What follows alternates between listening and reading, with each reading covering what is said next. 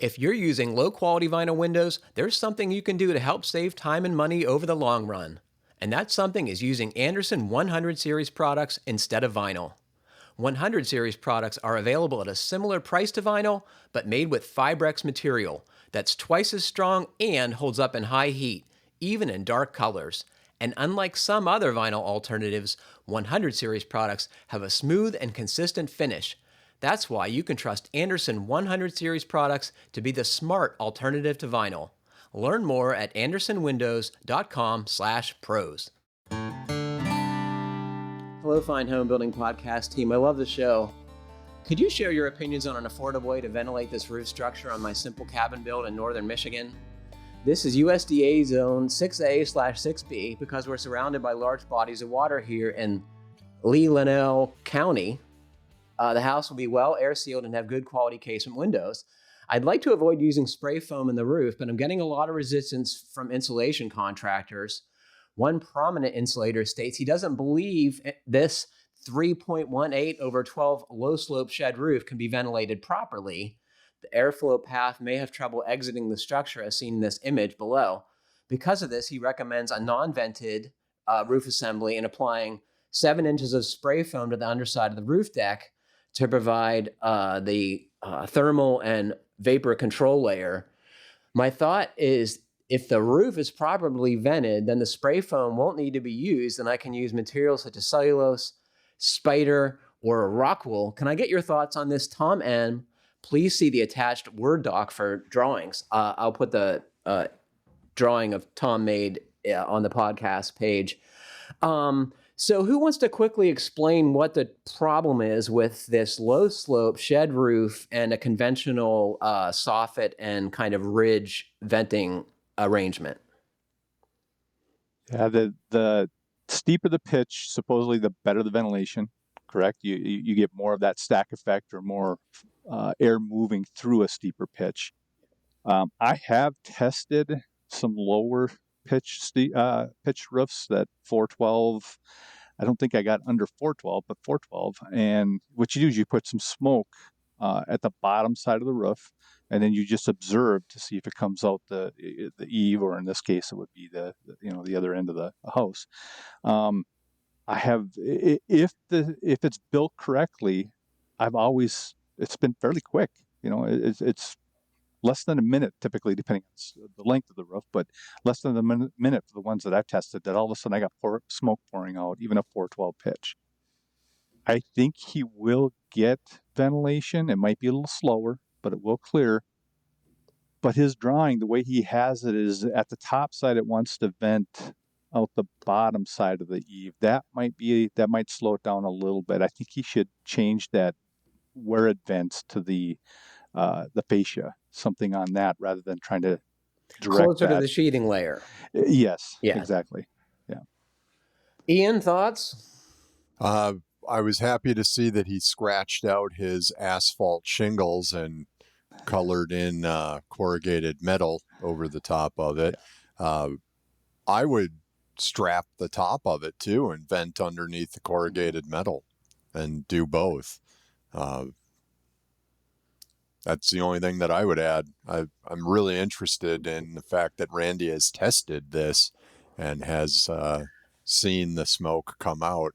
I think his point about the fascia is spot on. You got to get it all in the same plane. But I would add the venting under the metal. As soon as you commit to metal panels, that venting is really easy to add. Join us this September 18th and 19th at the beautiful Endicott College campus in Beverly, Massachusetts for the Fine Homebuilding Summit, where the best minds in residential design and construction come together. This premier 2-day event is all about elevating the way we design, build, and run successful, inspiring construction businesses. You'll hear from some of the most respected leaders in the industry as they share insights on the future of home building. You'll experience engaging sessions, interactive roundtable discussions, supplier exhibits, and hands-on networking. We'll also be recording a Fine Homebuilding Podcast live from the summit floor. Head over to summit.finehomebuilding.com to register today. Use the promo code FHB Podcast for $50 off the 2-day all-access ticket. Can't wait to see you there. Okay, so I got to admit, Randy threw a monkey wrench into my thinking here, seeing that he's actually tested the venting effectiveness of a low slope shed type roof. I was going to suggest insulation on the top of the sheathing with another sheathing layer and go outsulation. Obviously, That'd be better. it would be better. Yeah. More expensive, right? Than going with a fibrous. Yeah. Yeah. The other thing with that ventilation chute, he has in his drawing, I think it's a 1-inch airspace. I would bump that to 2 if you can. Get that a bigger gap. Get that. The other trick to some of the ventilation is to make sure that a lot of people want to put a piece of foam, rigid foam, like a 1-inch piece of rigid foam on that bottom side. That ends up being, that's on the top side of all the insulation. That's going to get cold. If you have any air leaks or any kind of moisture that moves through the roof assembly, it's going to hit that foam and become a condensing surface. So I wouldn't use anything that's, impermeable. I would use something that moisture can at least kind of move through. What do you think about the idea of using I-joists for a roof assembly like this, and then using CDX or OSB, something thin nailed to the underneath of the top flange? That's a way I've seen this done before. Yeah, that's got a little higher permeance. It'll move through easier. Even better is a membrane. If you can staple. I know Tyvek for a while had a membrane that you could strap across the top of the joist, and then they had a clip system that pulled a taunt and created that space.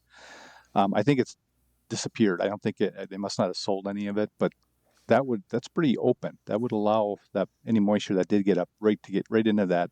That's really why we do create, or one of the big reasons why we have ventilation to begin with, right? Is to clear any moisture from not having a really tight ceiling. Air leaks or moisture is able to move through. Yeah. No matter what you do, Tom, you should have an airtight ceiling, right? To prevent, the stack effect from reducing the insulation's effectiveness and air leaks. It's worth noting too that he mentioned it's a cabin, so it's likely not a year-round type of dwelling, so it isn't going to have that occupant load of moisture and taking a shower, doing dishes, etc. in it all the time. So it is would you say that's a less risky building than to be detailing this assembly on, Randy? I would, as long as there isn't any other interior sources of moisture. A wet basement jumps to mind. Exactly. Yeah. Dirt floor underneath or something. Yep. Yeah. Tom, the other challenge here that I think your insulator is identifying is flashing the high side of your shed roof. And filter vent, I know, makes what they call the filter flash, which is a sidewall flashing / ridge vent for these kind of situations. I've also seen folks use core vent, cut and fit to the roof to wall transition on the top side to allow ventilation. So you're going to have to figure that out. And with this low slope roof, I'd be a little worried about wind blowing in there, right? And other buildups of snow potentially backing up. I like the metal roof idea. I think that is going to be helpful in this assembly.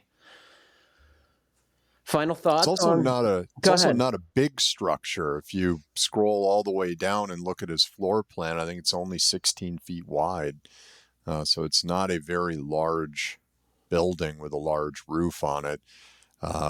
I'd be interested to hear, Randy, how big was the roof assembly that you tested this on?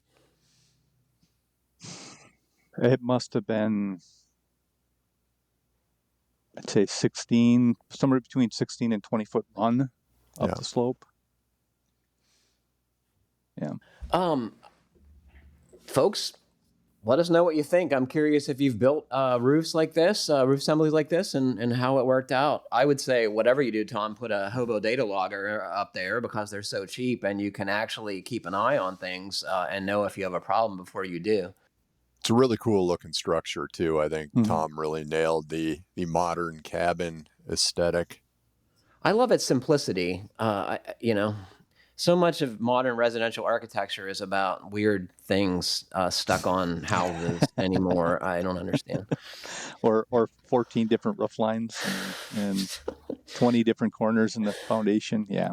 Make sure you those put are- a chimney in a valley too while you're at it. Yeah.